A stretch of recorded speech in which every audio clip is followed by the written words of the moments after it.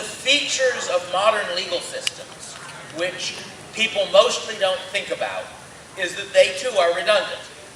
We have two different legal systems, two different sets of rules that in a very general sense do the same work. We call one of them criminal law and one of them tort law. So if somebody breaks your arm, you probably call a cop. And if somebody smashes your car, you probably call a lawyer. And in both cases, the logic of both systems is pretty much the same.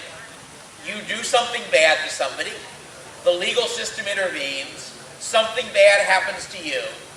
That's a reason not to do bad things to people. In the most general sense, that's the theory of both tort law and criminal law. And the redundancy was brought home to some people a few years ago when O.J. Simpson was first acquitted of the crime of killing his wife and then convicted of the tort of killing his wife. So this raises the question, is there any good reason for this redundancy? Is there any good reason why a legal system has to have one mechanism called criminal law with one set of rules, a different mechanism called tort law with a different set of rules? In the criminal system, the prosecution of the defense is the job of the state. A criminal case is the state of California versus D. Friedman. Whereas in a tort case, the prosecution is basically the job of the victim and the lawyer the victim hires. Is there a reason to have both? In one sense, I know the answer to that question, because there are, in fact, historical legal systems which were either pure tort or pure criminal. My favorite historical legal system is the legal system of Saga period Iceland. It was established in 930 AD and finally broke down about a third of a millennium later in 1263 AD. And that was a legal system where if you killed somebody, his relatives sued you. That particular legal system was more private than our tort system because there was no executive arm of government, and therefore after you won your case, if the defense didn't pay damages, you went back to the court and had him outlawed, and once he was outlawed, it was legal for you to kill him, and it was tortious for anybody else to defend him. So that was the pure tort system. As far as I can tell, the legal system of Imperial China, which ran for nearly 2,000 years, was a pure criminal system. I believe it is the case that if you lent somebody money and he didn't pay it back, there was no way to sue him.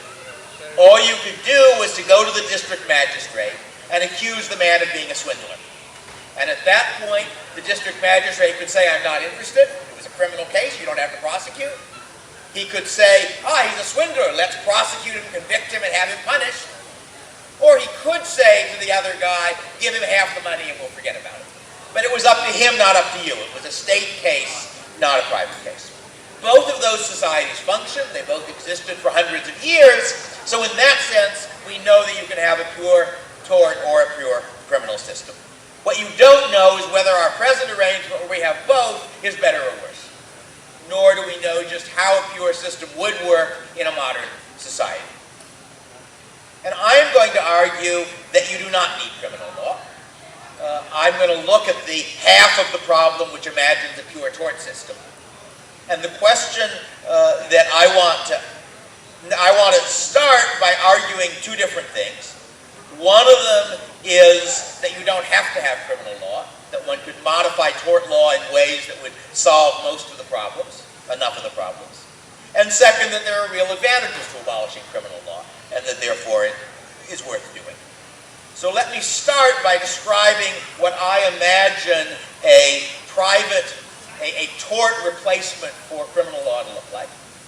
It would be a system where if you were the victim of a crime, just as you're a victim of a tort, you establish a claim, a property right against the criminal, only he's now a tortfeasor. You could, in principle, prosecute it yourself, but you would probably transfer that claim to a private agency in the business of figuring out who it was who robbed you, locating him and convicting him in order that they could collect the claim for you. And in such a system, you would imagine that there would be firms in the business of catching criminals, and they would buy the right to catch a criminal from the victim. They would buy the right to collect the damages the criminal owed. And One problem with that, which we'll be getting back to in a little bit, is what happens if the price for which you buy an offense is negative. In other words, what if it costs more to catch the criminal than the amount he will pay in damages when he is convicted? And that raises a problem for that system, and we will get back in a little while to how that particular problem is solved. So what are the problems in a pure tort system and how would you deal with them? And one problem that occurs to people when you describe such a system is, what about the poor victim? What about somebody who can't afford a lawyer and therefore can't afford a private detective, can't afford the cost of catching the guy who robbed him? And there is a solution to that, and it's a solution which existed in Iceland 1,000 years ago. And that solution is to make tort claims marketable. So I have a claim against somebody to collect a certain amount of damages for what he's done to me. I don't have the resources to prosecute it, so I sell it to somebody else who does. In the Icelandic case, the equivalent of not being able to afford a lawyer was not having enough friends who would fight for you to make sure that you didn't get beaten up when you tried to go through the legal actions necessary to sue somebody. And in the Icelandic case, the solution to that, you're a 60-year-old man, you have no adult sons who will fight for you, one of your young sons has just been killed. How do you sue the killer? You go to your neighbor who has 4 sons who went a Viking in their youth and lots of friends, and you say, how would you like to collect this? We'll split the damages. That was their solution. And I like to claim that modern American law is a mere 1,000 years behind the cutting edge of legal technology because they had marketable torts and we don't.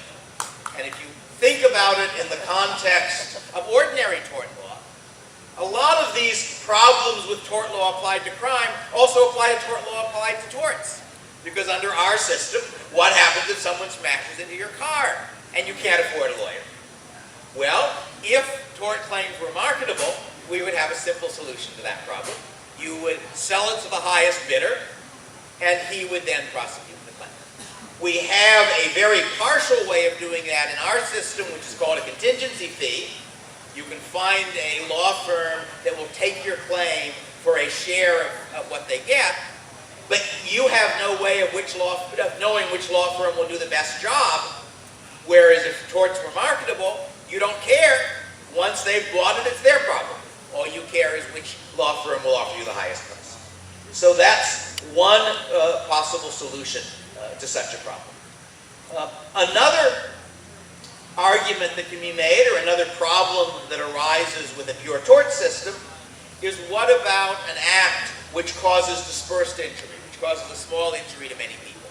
And it's sometimes argued, I think not very plausibly, that a crime causes a dispersed injury because one person is actually hurt but everybody else is scared.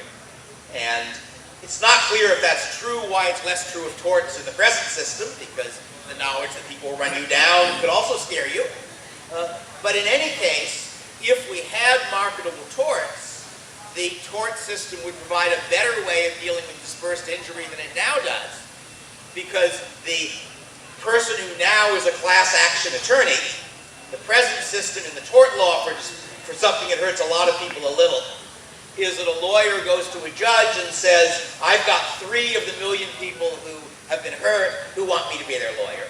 I want you to appoint me lawyer for the other 999,997. I will then sue for all of them. I'll sue for lots of money because it's a sum over all these people, and we will end up with an outcome.